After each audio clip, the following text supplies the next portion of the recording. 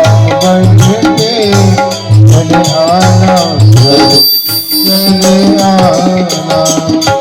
कभी राम बन के कभी श्याम बन के चले आना, हरि जी चले आना। कभी राम बन के कभी श्याम बन के चले आना, हरि जी चले आना। तुम राम रूप में आना, तुम राम रूप में हाथ लेके धनुष हाथ लेके चले आना, प्रभु जी चले आना।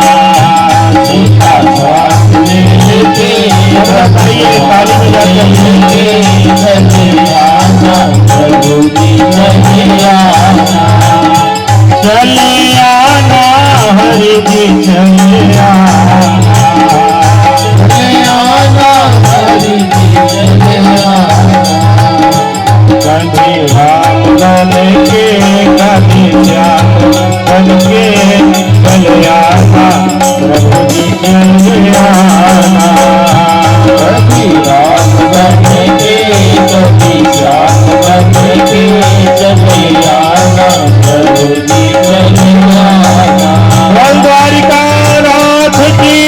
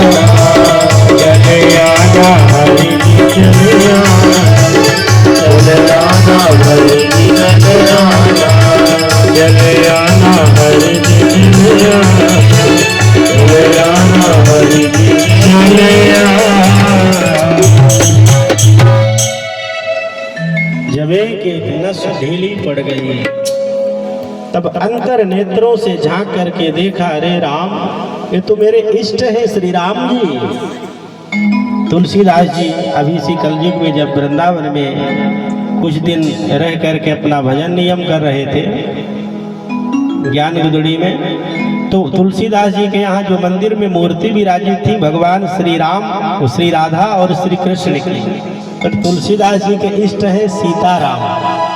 देखिए इसलिए भाव आ रहा है क्योंकि कई लोग भगवान में भी अंतर मानते हैं, भिन्नता मानते हैं। वस्तुतः भगवान में कोई अंतर नहीं, खासकर शिव राम कृष्ण में जो अंतर मानता है वो भक्त ही नहीं है।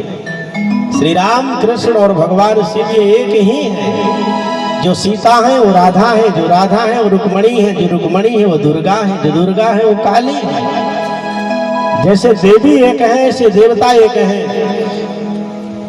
पर आलोट सर्व शास्त्राणि विचारिचा पुनः पुनः इदमेकम सुनिष्पन्नम ध्यायो नारायणो हरि। जिस प्रकार वृक्ष के जड़ की अस्तित्व महत्व होता है, यदि आप जड़ में जल डालोगे तो वृक्ष हरा भरा रहेगा, पर उसी जल को डाल में डालोगे तो सूख जाएगा। तो हमारे धर्म की जड़ है नारायण भगवान विष्णु, और विष्णु के अंश है भगवान श्री राम श्री कृष्ण। शिव ही नारायण है, नारायण ही शिव है। इसलिए किसी देवी देवता में अंतर नहीं मानना चाहिए। हमारे हिंदू धर्म में इसलिए 33 करोड़ देवता और इतनी उनकी पत्नियां देवियां हैं, और एक से बढ़कर एक शक्ति संपन्न। पर आज की विडंबना है, कुछ ऐसे भी हमारे धर्म में मूर्ख लोग होते हैं, अपने देवी देवताओं को नहीं भजते पूजते, मजार में जाते हैं। मैं किसी धर्म की निंदा नहीं कर रहा, पर जागरूक सावधान कर रहा। हमारे एक एक देवता का बल कोई बखान कर सकता है, पर लोगों को विश्वास नहीं। लोग चादर चढ़ाने जाते हैं। इसलिए हमें निज धर्म पर चलना सिखाती रोज रामायण। ये भगवान की कथा ही तो बताएगी, सदा शुभ आचरण करना बताती रोज रामायण। ये तब ज्ञान होगा जब कथाओं से जुड़ाव होगा, सयाने लोगों के बीच में बैठेंगे, विद्वानों का संग करेंगे। आजकल के बच्चे तो विद्वान सयानों से दूरी बनाते हैं। सयाने लोग कुछ बोल दे तो कहते हैं तुम ज्यादा बोलते हो। हाँ, कारण उसका मूल कारण यह है कथाओं से सत्संग से दूरी होना। बिन गुरु होई कि ज्ञान, ज्ञान की होई विराग जिन। कभी बिना गुरु के ज्ञान हो सकता है और बिना ज्ञान के वैराग हो सकता है। गुरु ज्ञान का मतलब ये नहीं कि जो कान फूके वही गुरु, जो आपको सुंदर ज्ञान दे, शिक्षा दे, वही गुरु।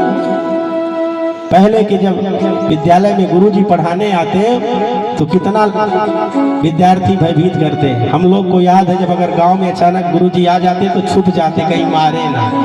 मास्टर जी, उससे मास्टर जी कहते थे। आजकल सरकार ने निर्देश दे दिया है कि ज्यादा मारोगे तो नौकरी चली जाएगी। और कहते हैं ना, भय भी नहीं होई न प्रीति।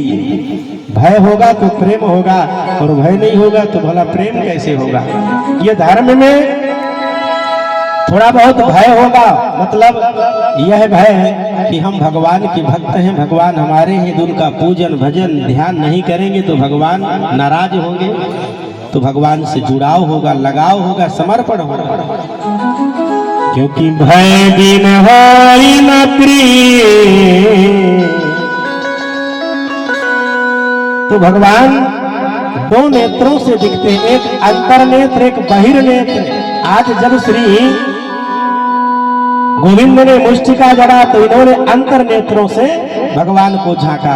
तो क्या कह रहे थे तुलसीदास जी, श्री राधा माधव की पूजा करते, मतलब मंदिर में मूर्ति बिठाते, पर जीवा से जपते श्री राम जय जय राम। तो एक दिन ब्रजवासी आए, वृंदावन के जो ब्रजवासी हैं, और तुलसीदास से कहा, बाबा तुम तो सीताराम सीताराम जपते हो, पर ये मंदिर में हमारे राधा कृष्ण को बिठाए हो। आज हम तब विश्वास मानेंगे कि तुम सच्चे राम के भक्त हो यदि इन सीताराम की राधा कृष्ण मूर्ति से सीताराम प्रकट हो जाएं। ब्रजवासियों ने कहा, तुलसीदास जी ने ब्रजवासियों से कहा, ठीक है महाराज, हम प्रयास करते हैं। ब्रजवासी बैठ गए। तुलसीदास जी पर्दा लगाए मंदिर में और पर्दा के इस पार बैठकर हाथ जोड़ करके सुंदर एक दोहा गाया और कहा, प्रभु मैं जानता हूँ आप राम कृष्ण और सीताराम ये दोनों एक हैं, पर इनके मन का जो भाव है उसको पूर्ण करना है। इसलिए कहा कहाँ छवि आज की भले विराजो नाथ। आपकी जो आज की छवि है क्या कहना, अलौकिक अद्भुत है, परंतु आज मेरा भी एक प्रण है। क्या प्रण? ये तुलसी मस्तक तब न बहे जब धनुष बाण लियो हाथ। आपका ये दास सेवक ये आपके चरणों में तभी सिर रखेगा जब नाथ आपके हाथों में धनुष बाण होंगे। और भगवान विरभित हो गए। तो कित मुरली कित चंद्रिका कित गोपिन के साथ, अपने जन के कारण श्री कृष्ण भये रघुनाथ। भगवान राधा कृष्ण थे, बगल में गोपियां थी, पर अपने जन भक्त के कारण वो राधा सीता बन गई, गोपियां दूर हो गई और कृष्ण जी रघुनाथ जी बन गए। बोलिए सीतारामचंद्र भगवान की। तभी तो भगवान कहते हैं, भक्त कहे सो करो निरंतर, मोहि बेचे तो बिक जाऊं। नाना भांति नचायो रे भक्तन ने प्रभु को नाना भांति। जब गज ने पुकारा तब गरुड़ विसारे जाए। हाथी ने पुकारा तो भगवान गरुड़ को भी छोड़ दिए। चूंकि कथा आती है गरुड़ को घमंड हो गया, ये भगवान का भी मेरे बिना काम नहीं होता। तो भगवान गरुड़ के पीठ में कनिष्ठिका उंगली रखे और कहा चलो उड़ो। गरुड़ ने तमाम प्रकार से अपने पंखों को खूब फनफनाया, उड़ाने का प्रयत्न किया, पर वो फड़फड़ाते रहे पंख, एक तिल मात्र भी जमीन से ऊपर गरुड़ उड़ नहीं पाए। भगवान ने माने संकेत किया, तुम्हें अभिमान है, अरे मैं पैरों में दबाकर तुम्हें उड़ाता हूँ आकाश। बोलिए दीन बंधु भगवान की। तो जामवंत ने भगवान से क्षमा याचना किया और मन में विचार किया, अब ये मेरा पाप कौन दूर करे। ध्यान से सुनिएगा, इनके मन में आया यदि मेरा पाप कोई दूर कर सकता है तो वह है मेरी बेटी जाम्बवती। और अपनी बेटी जाम्बवती का भगवान के संग विवाह कर दिया।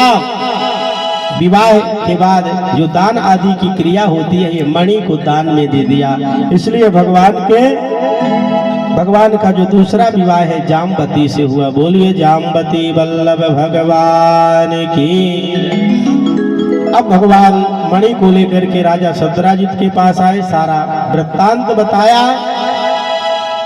सत्यराजित को बहुत क्षोभ हुआ, मन में बड़ी ग्लानि हुई, अरे राम राम मैंने झूठ में द्वारिकाधीश को चोरी का कलंक लगा दिया, अब तो लोग मुझसे बात भी नहीं करेंगे। और इनके यहाँ एक बेटी थी, नाम था सत्यभामा। सत्यराजित ने अपनी बिटिया सत्यभामा का विवाह कर दिया, दहेज में वही मणि दी। भगवान का तीसरा विवाह हुआ सत्यभामा से। बोलिए सत्यभामा वल्लभ भगवान की जय हो। श्रीमन नारायण नारायण